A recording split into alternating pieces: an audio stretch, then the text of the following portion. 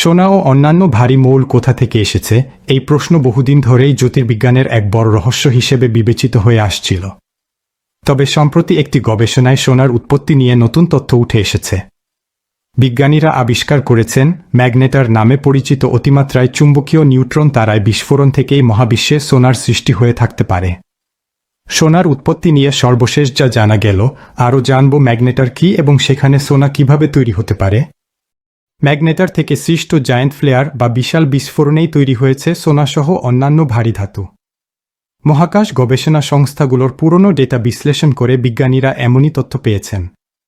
2025 সালের 29 April the astrophysical journal লেটার্সে প্রকাশিত এক গবেষণায় বলা হয়েছে, পুরনো মহাকাশ টেলিস্কোপের ডেটা বিশ্লেষণ করে বিজ্ঞানীরা দেখতে পেয়েছেন ম্যাগনেটার থেকে সৃষ্ট জায়ান্ট ফ্লেয়ার বা বিশাল বিস্ফোরণ থেকেই সোনাসহ অন্যান্য ভারী মৌলের উৎপত্তি হতে পারে। গবেষণাটির নেতৃত্ব দিয়েছেন নিউ ইয়র্কের কলম্বিয়া বিশ্ববিদ্যালয়ের পদার্থবিজ্ঞান বিভাগের পিএইচডি শিক্ষার্থী অনিরুদ্ধ প্যাটেল।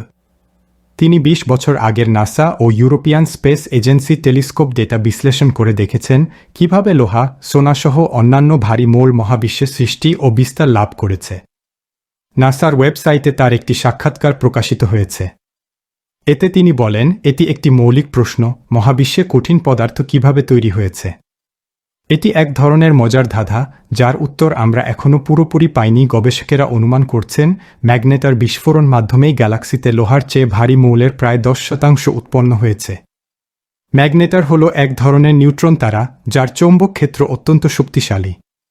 যখন একটি বিশাল তারা বিস্ফোরিত হয় তখন তার কেন্দ্রে যে অতি ঘন এবং সংকুচিত অংশটি রয়ে যায় সেটিকেই নিউট্রন তারা বলা হয়।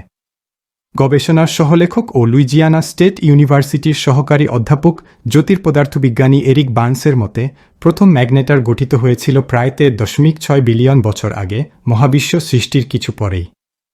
আর মহাবিশ্বের সৃষ্টি হয়েছিল প্রায় 13.8 বিলিয়ন বছর আগে।